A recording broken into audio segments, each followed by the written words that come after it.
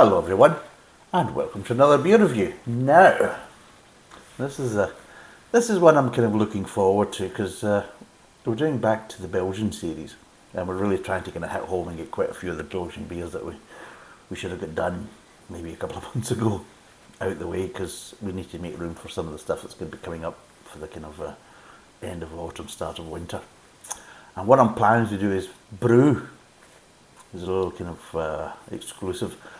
I'm going to brew a winter beer, and for Christmas time, just to see what it's kind of like, and it's going to be kind of mid to late December. I'm kind of heading for. Now this is a kind of just past the mid of October, so it's a bit just past the middle of October, and obviously for me I'll be starting to brew this in November.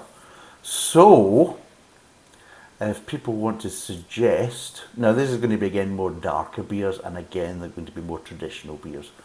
So if people want to suggest what you think I should be brewing, and then of course we will review it on the channel and see what it's like. So if it's a load of piss, then I will review it and I will say it's a load of piss. And if it's really good, then you can sit and watch me drink lots of it then.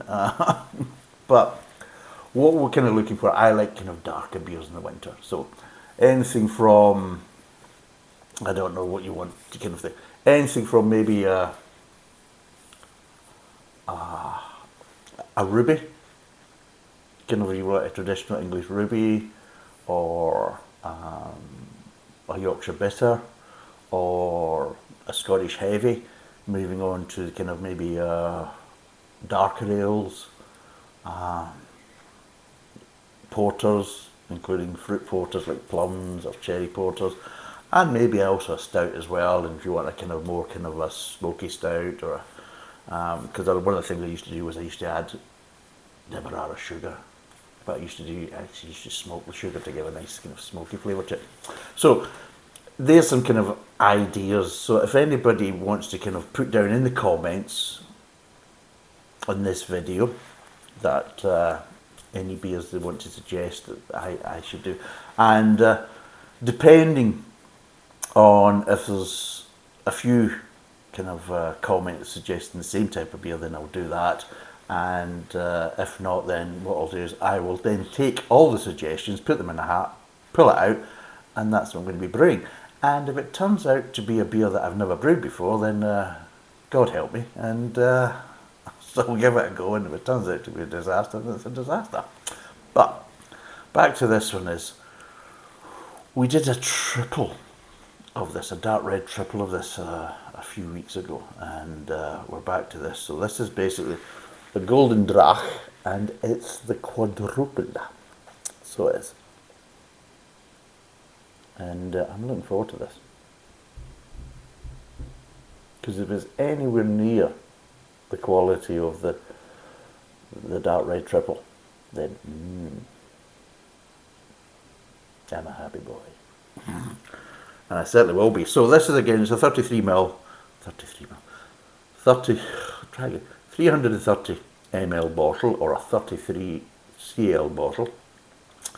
It's a quadruple. It's 10.5%, and this is a Golden Amber Quadruple. Now you can also get darker. You can get red quadruples and things like this. So now this is a strong Belgian Amber Blonde beer with re-fermentation.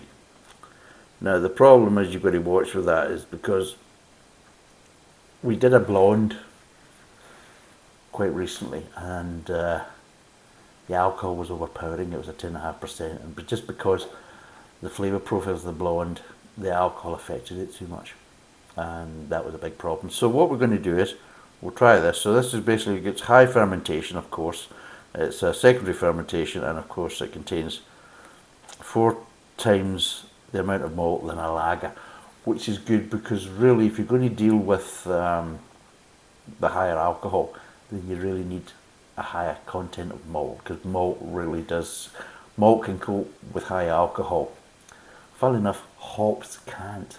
Here's the big problem. If you try and do a hop forward beer, and make it high alcohol, well, guess what? It's going to fall on its arse, because the alcohol will whip the tits off any hop flavours. Absolutely leave it for dead, and it would just be a horrible, basically, imbalance.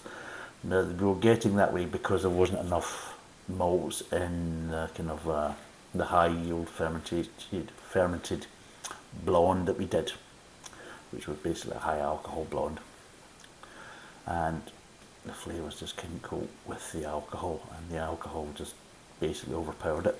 So let's crack this open and we'll see. Oh fuck, it's pissing everywhere. See, this bloody Belgian beers, I don't know what the hell they do, but they fucking hate me, so they do. Little shits. Look at the state of that, for fuck. Anyway, you get it. Look, it's came with a hat on. Right, let's get this poured.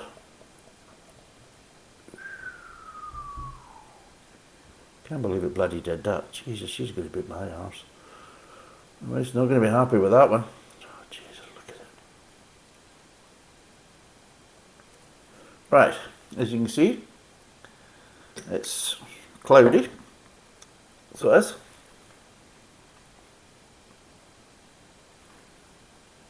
Just getting there for a second, thumbnail just in case.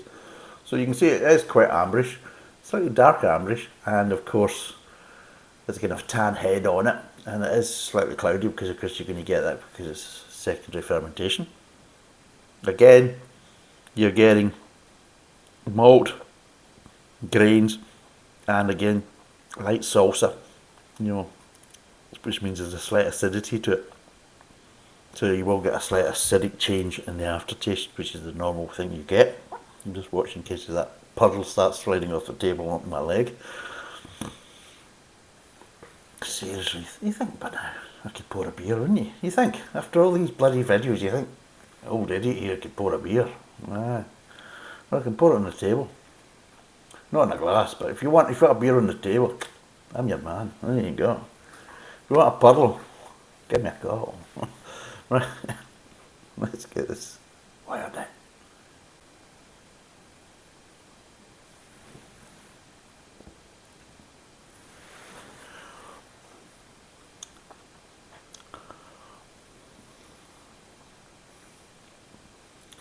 It's night and day, isn't it? It's night and day. Now this is an Amber Blonde. Previously we did a standard blonde with a higher, same alcohol content. But the alcohol played such a big part that it was almost making it undrinkable. Whereas this is a different breed because there's the malt there. And the malt just, no, you just calm yourself, alcohol. Just calm yourself. We know you're there, it's written on the label, you don't need to get yourself all into blaming knickers in the twist. Just calm yourself and just go and sit in a corner and wait till the big boys have finished talking, because that's what it's like going on here. The malt's like saying, hey, big boys are having a chat here. The real flavours of beer are having a chat. You're just there just to kind of, you know, make it a bit more unique, you know. But at the end of the day, people aren't coming here for the alcohol. They're coming here for the flavours of the malt and the grain and everything else. And the malt is allowing that to happen. So let's kind of break the flavours down.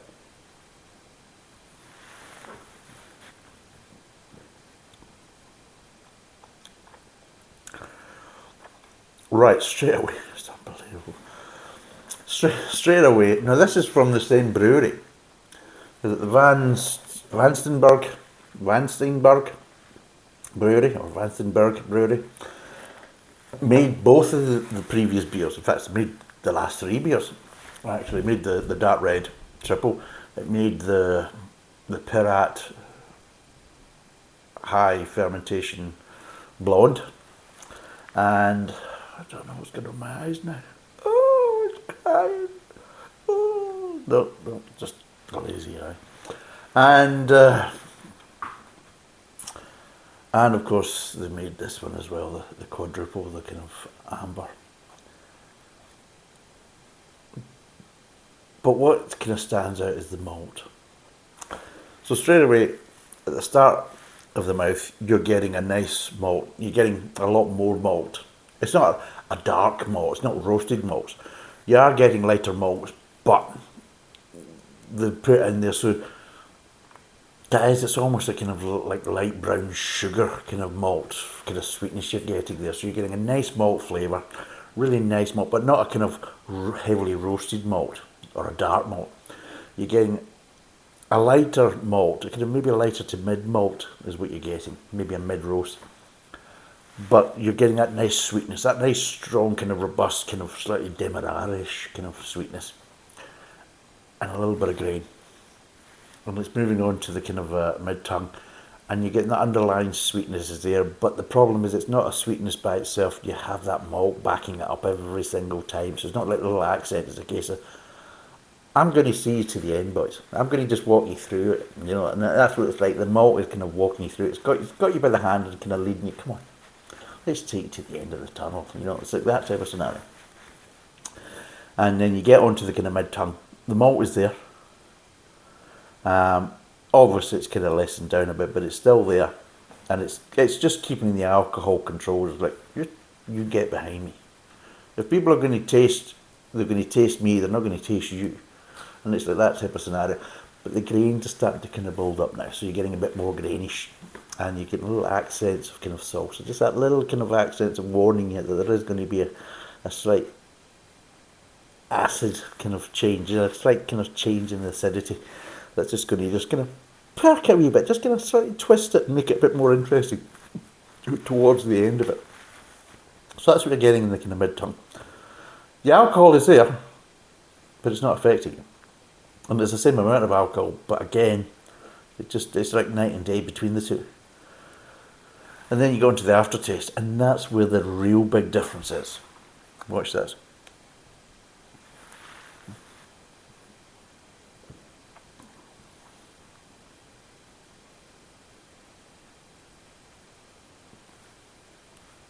Now, when I did that with the high fermented blonde that we did last time from, you know, the Pirat label, I actually had to open my mouth and vent the alcohol out. It was that the build up in the back of the mouth was so bad that I had to open the mouth and just kind of vent it out, because it was just horrible from that point of view. It was just really unpleasant. None of that at all.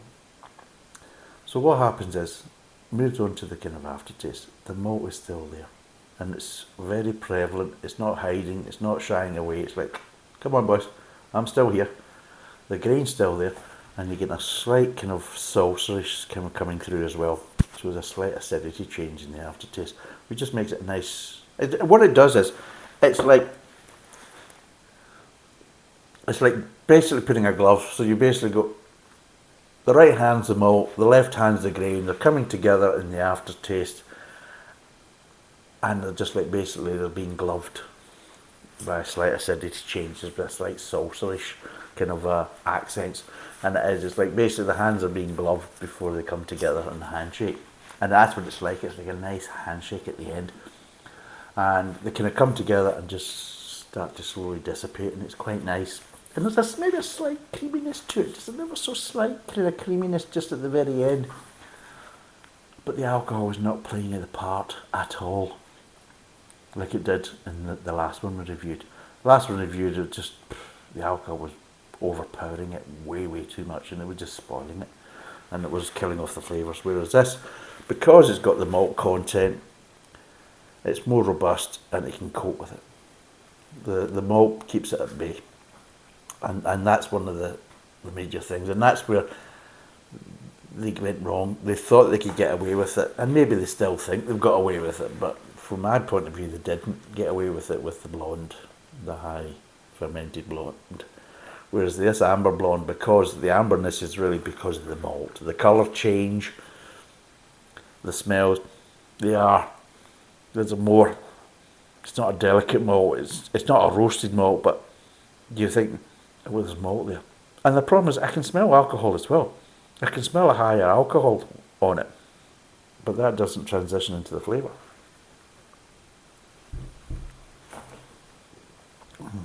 It is very nice, actually, very nice. Really nice. Now, what would I give this out of 10? Well, the last one I gave was 6 because I would have given it an 8, but because the alcohol affected it so much, I actually dropped it down to 6 because it was just. And looking back on it, after comparing it to this, I would probably say it would be a bit too generous to give it a 6. Maybe you had to go down to a 5, really, because of it, because it really was being affected and it was affecting the drinkability of it. Whereas this, not at all. Yes, you know you're drinking a higher alcohol beer, of course you do. You can't hide that fact, but it's not having the bearing or the effect on the actual flavours or the actual drinkability of the beer. So on that basis, and because of how nicely it's brewed, and just how, I mean, you can get the darker malts, and they can, of course, you go to the darker malts, the roasted malts, you can add a bitterness to it and everything. There's lots of different things you can get from darker roasted malts and heavier roasted malts. But with the lighter roasted malts, light to mid roasted malts, you're working with a different palate, and it's very hard to get the same kind of picture when you've got a limited palate from that point of view. But the way they've actually done this, and with the kind of lighter mid roasted malts and how they've done it, and they've still got the balance, is really, really nice. And I'm actually going to give this a 9. It really is very, very nice, and I'm going to give this a 9. It's just a lovely mouth feel. It's just really nice, very drinkable. It's still got the high alcohol content, but again, like the dark red triple, it can cope with it no problem. But it is a lighter one, so if you aren't into kind of more darker beers and you want a bit, you're into more lighter beers, then this is perfect because it's just that kind of transition between the two, between blondes and between the kind of darkers, you know, roasted malt kind of beers. You've got this nice amber, and it can cope with the alcohol all day long, and it really is. It's just very drinkable, very nice. It really is. It's almost honey-esque in flavours. It's like slightly honey tones, and yeah, it's like, it reminds me slightly of Medavuka. Now, Medavuka, it was a honey beer that you get in Russia, and I used to love that. I used to go to Solniki Park, and used to go and get a bit of shashlik, which is the old barbecue there at Solniki Park in Moscow, and used to get a couple of bottles of Medavuka from the little kiosk there as well. Lovely. And that was really nice as well. And it's got little hints of kind of like slightly honey and toffee, and it's just really nice. And I'm going to say it's a 9. It's right up my alley. It is absolutely lovely. I would say give it a go. It's roughly about £2.50 to £3 a bottle. It's 330ml, 10.5%. 9 out of 10. Go and give it a go. Thanks for watching. Cheers, and bye for now.